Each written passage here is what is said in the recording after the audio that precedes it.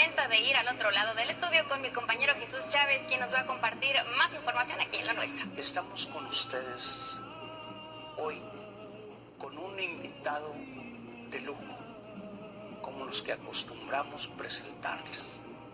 Está conmigo mi amigo Héctor Martín Ojeda de la Rosa, un hombre que está a punto de cumplir las 3 primeras décadas de escritor, le faltan 3 años, pero con una vasta experiencia como periodista independiente. Lo hemos invitado para que nos hable de su obra, de su trayectoria, de su impresión de la cultura en ese estado. Seas bienvenido, amigo Martín. Un placer estar contigo, Jesús. Gracias por la invitación. Sí, tienes una vasta obra que has ido diseminando a través de estas 3 décadas y te veo con mucho cariño, con mucha sinceridad, que ha sido a golpe de marro, de esfuerzos, de sacrificios. ¿Cómo concibes tu obra? ¿Es difícil escribir, editar? Editar es lo difícil. La escritura se me facilita no por la cuestión del conocimiento académico, sino porque a mí me ha gustado siempre comunicarme con la gente, con mi gente. Cuando tuve de alguna manera algunos talleres de literatura, siempre tenía de esos desencuentros con Rafael Ramírez Heredia, por ejemplo. Así es. Gran maestro, gran escritor, porque se quejaba siempre de que en México no había un escritor que pudiera colocar 2.500 puntos de una sola vez, de un solo golpe. Dice, en España cualquier escritor te coloca 37.500. Aquí tenemos pues eso de que en México no leemos, no sabemos leer, no queremos leer. ¿Pero por qué? Porque los libros casi por lo regular son para académicos, para concursos literarios. Entonces tenemos que bajarnos al léxico del pueblo para que pueda tener la penetración que se requiere. En el caso del Baturi, Avinación Baturi, por ejemplo, fue un primer libro que me prologó Federico Campbell y tuvo una aceptación tremenda.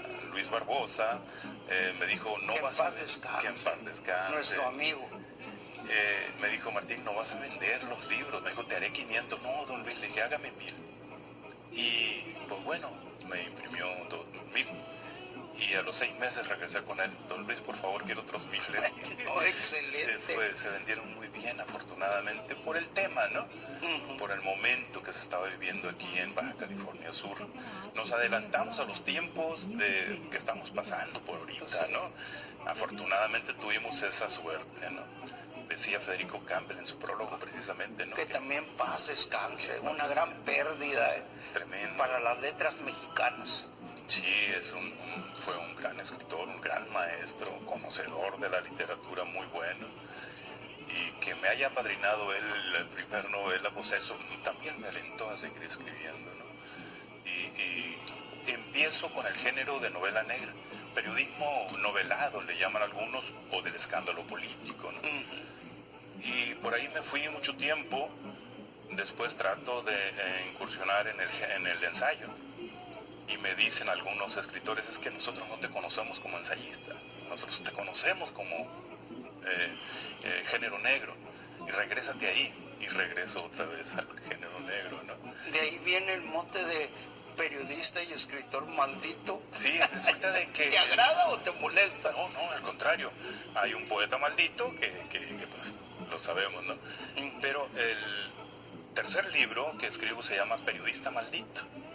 Y por eso mucha gente me identifica con ese mote, ¿no? Sí. Martín, ¿cómo empezó la vocación por la escritura? Yo soy topógrafo de profesión.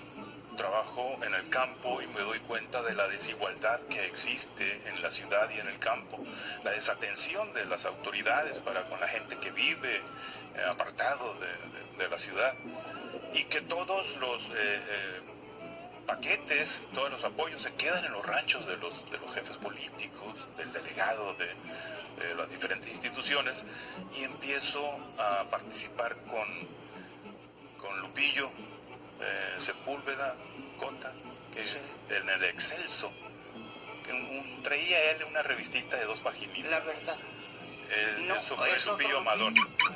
No, Este es de los Duartes. de los Duarte, sí, el Ajá, profesor, sí. el profesor. También También, ya, sí. ya se nos adelantó. Sí. Entonces, en la misma secretaría donde trabajo, en recursos hidráulicos en aquel entonces, Sí. se creó un pasquín, le llamaban ellos, ¿no? Que se llamaba Pericú, que ayudaba también para difundir las actividades para el sindicato. Y también ahí empezamos a hacer nuestros primeros pininos. Antes te voy a platicar. En la secundaria Morelos, el profesor Alfredo Carballo Sí. creó el primer club de periodismo, donde participa Bernardo Arellano, el Puchas Castro y algunos Sí. más, y me tocó estar con ellos. Y en una ocasión me invitan a mí a un aniversario más de la fundación de ese club de periodismo, y voy, dije yo, bueno, en atención a la invitación que me hacen esas personas, y de pronto me ponen en la mesa, en el presidium, digo yo, ¿qué hice? ¿Por qué estoy aquí? ¿No? Pero por ser fundador, pues, estoy hablando de 47 años, ¿no? No, toda una vida entregada a las letras. Yo te admiro, he leído tus obras, tuviste la tingencia de regalarme los últimos que has editado, muy buenos, en La Corte Gringa, que es un trabajo muy minucioso, la verdad. Es una investigación agraria, topográfica, que en realidad son 2 libros, 24 grados y Demasías de San Cristóbal. Y el instituto, bueno, para abreviar, para hacerlo más barato, pues me lo hacen uno solo y me dice, bueno, ¿qué nombre le ponemos? Y le pusimos Baja California Sur ante la Corte Gringa, porque toca la casualidad que en Estados Unidos se define a quién le pertenece un terreno aquí en Baja California Sur. Digo, a pesar de que el Senado dice que esto no debe ser, y la Constitución también lo prohíbe, y sin embargo se están dando la oportunidad a los gringos de allá conocer, ventilar los asuntos jurídicos en lugar de que sea en México. Eso es grave, es tremendo. Martín, cuando escribiste el libro del Batul, ¿no tuviste temor? No, al contrario, es una gran satisfacción. El día de la presentación se me presenta un teniente coronel y me dijo, vengo a tu disposición, a ponerme a tu disposición de parte del general de la zona para darte protección. No, mi hermano, digo, no quiero protección, porque de lo contrario me voy a sentir perseguido y no quiero sentirme perseguido, ¿no? Sí. Y ese libro me trajo muchas satisfacciones, afortunadamente. Desde luego, también me trajo cierto enojo de la clase política, ¿no? O sea, sí, son las repercusiones naturales, ¿no? Martín, ya definiste cierta simpatía, preferencia, conocimiento del escritor que acabamos de Federico Campbell. ¿A quién más admiras en el corte nacional? A mucho, a los ensayistas de la revolución, pero los que vienen a marcar mi vida viene siendo Gabriel García Márquez, por ejemplo. Excelente. Me gustaron sus obras y yo fui incluso criticado en la preparatoria porque leía a Gabriel García Márquez, y el día que le dan el premio internacional, me pidieron los libros prestados y hasta la fecha no me los han regresado, ¿no? En toda la colección. ¿Cuál te gustó más? 100 años de soledad. Excelente. Luego, el coronel no tiene quien le escriba, en fin, ¿no? Ojos de perro azul, La hojarasca, tremendo, porque... La Cándida Heréndira y su abuela desalmada. Y otro que también marcó mi vida y que de alguna manera sirvió para ilustrarme un poquito, para construir Baja California Sur ante la Corte Gringa, fue José López Portillo y Rojas, Sí. con su novela La Parcela. Sí, excelente obra. Y te describe con aquella facilidad el momento que se está viviendo, te describe el paisaje y hasta casi percibes el aroma del café y el cigarrillo que en ese momento están los protagonistas, ¿no? Fíjate que eres de los pocos escritores reconocidos que se refieren a ese gran escritor, padre de un hombre culto. Yo tuve la oportunidad de tratarlo al expresidente, que desgraciadamente se ausentó, pero con todos sus errores exhibía una excelente cultura, conocimiento, porque tenía buenos formadores, su padre, su abuelo, y principalmente en esa obra. fascinante. ¿Y de los escritores locales, de tus colegas? Muchos, hay muy buenos escritores aquí. Yo lo único que veo un poquito no de mi agrado es que casi todos los académicos se les imprima sus ensayos y pues bueno, el ensayo tiene mucho léxico académico y por eso no gusta al público. Entonces, en lugar de aprovechar esos dineros, que son unos libros excelentes, desde luego, deberían de canalizarlos para los escritores californianos. Hay muchos que estamos haciendo cola con algunos otros ejemplares, ¿no? Así es. Martín, recomiéndale algo a los jóvenes que han abrazado como tú la vocación de la escritura. Recomiéndales cómo hacer las cosas. Para empezar, sería interesante que cada quien pudiera hacer su diario, para que se vaya soltando, para que vaya entendiendo cómo escribir.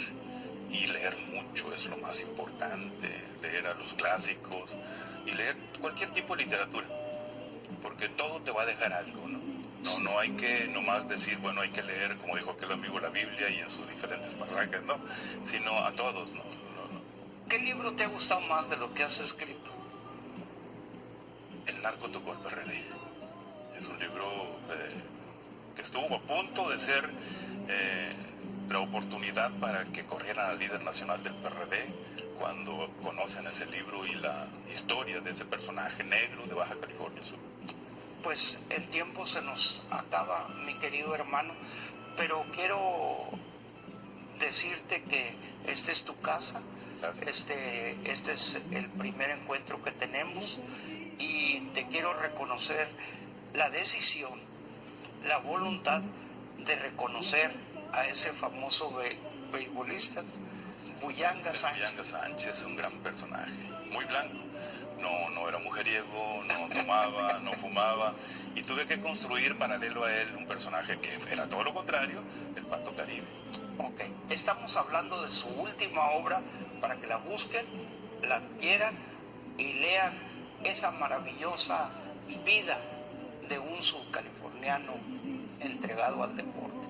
Muchas gracias, Gracias Martín, a ti, Jesús. y que sea la primera de varias entrevistas que tengamos.